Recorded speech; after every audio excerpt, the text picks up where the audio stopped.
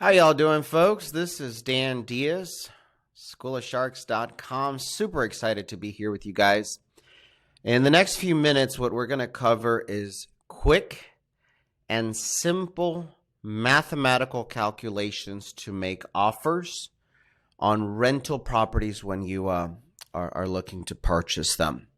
Whether you're going to do a term offer or whether you're going to do a cash offer.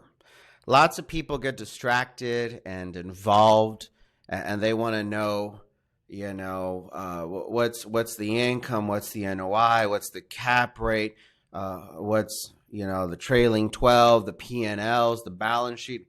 Guys, sellers don't got time for that. While you got them dragging out all of these documents that they may or may not have, I've already done 50 offers on 50 properties. So how do we get to that? Well, we're going to go ahead and talk about first how to calculate a term offer.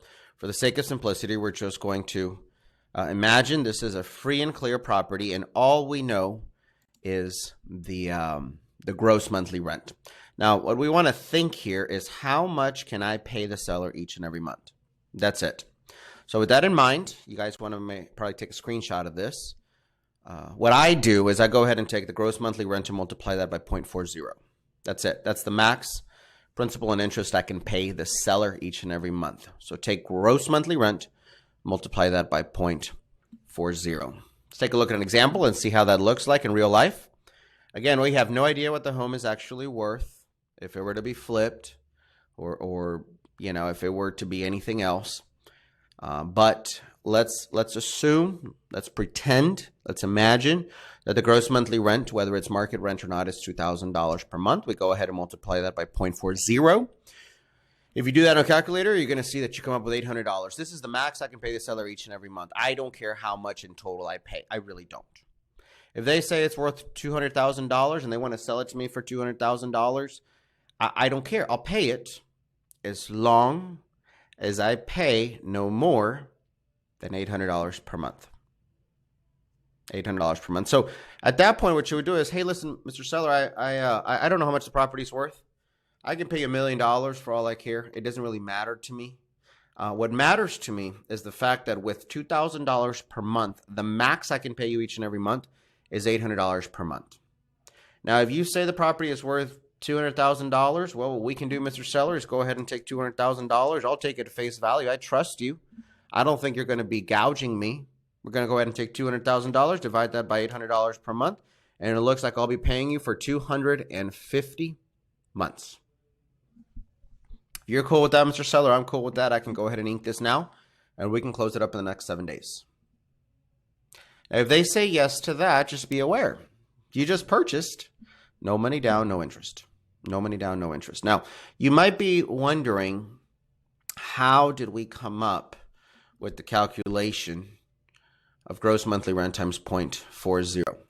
Here goes. Let's go down a little deeper and talk about the why of the offer. Every property has certain expenses: management fees, vacancies, repairs, maintenance, taxes, insurance, and of course the minimum expected cash flow I expect to make. Again, your situation might be a little different, so you can go ahead and tweak it. Again, this is just ballpark ways. These are conservative, real-world amounts that you should be allocating. 10% to management, 5% to vacancy, 5% to repairs, 5% to maintenance, 15% to taxes, 10% to insurance, and again, 10% is the minimum expected cash flow I expect to make. So if we take $2,000 and we subtract all this, we're going to come up with $800 as the max I can pay the seller each and every month. How many months? Almost doesn't matter to me. I could pay it for 1 million months if they want me to. That's the max I can pay the seller each and every month. Now, what if we're talking about a cash offer situation? Is there a simple mathematical calculation if all I know is the gross monthly rent?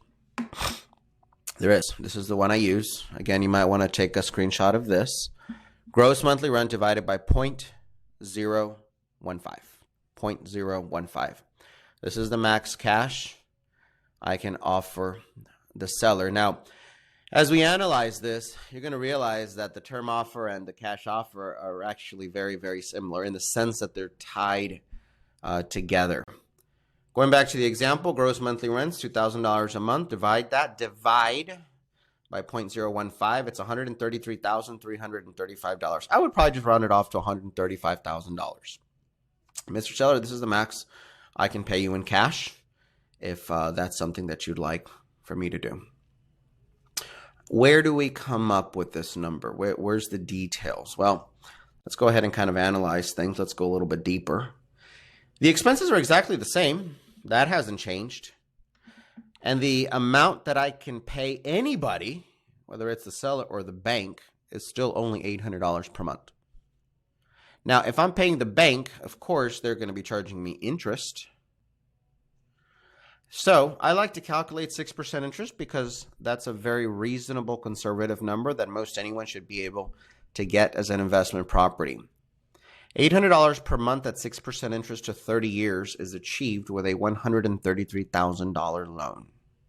So if you take an amortization calculator, you go ahead and plug in $133,300, 6% interest, 30 years, you're going to get a monthly PI payment of $800 per month. So whether I pay the seller or whether I pay the bank, if I pay the seller, I can pay them as many months as they like.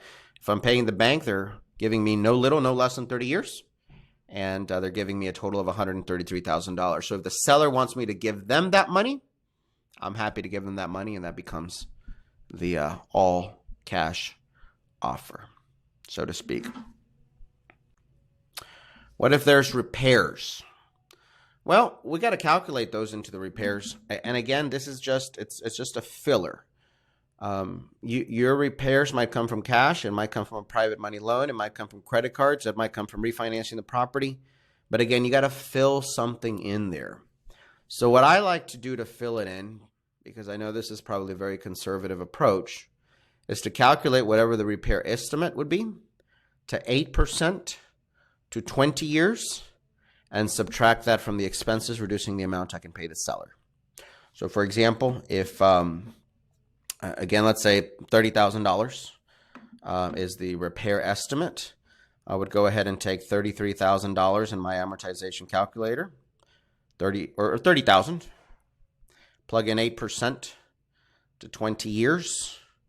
That's going to go ahead and give me, y'all can see it right here,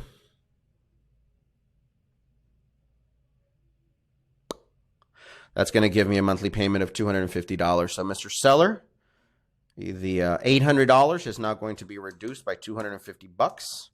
That means that now I can go ahead and pay you $550 each and every month for as many months as you'd like. Obviously, if it's going to be an all-cash offer, it's going to be a little bit more simple. What we're going to do is we're going to go ahead and take the $133,000 as the max fixed up price, the loan amount, all-cash offer, and subtract the $30,000 for repairs. So now the all-cash offer becomes $103,000. $103,000.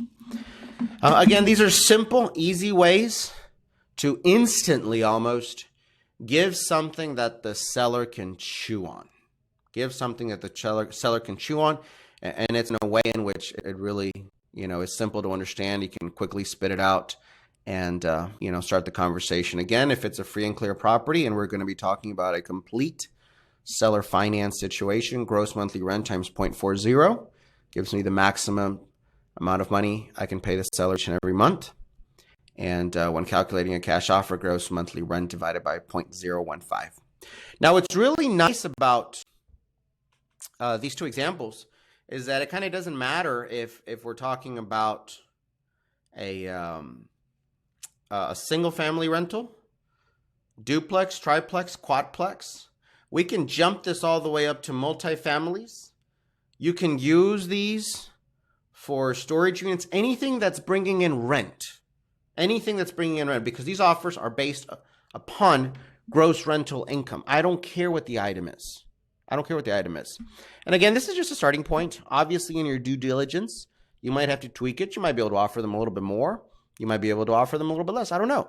But this is a great way to start the conversation quickly and be able to put something in their face much quicker than anyone else. I promise you, you and me are in a negotiation. You're going to be asking for P&Ls and trailing 12s and balance sheets and bank statements and mumbo jumbos, and I'm going to be making 50 offers. One of those offers will stick.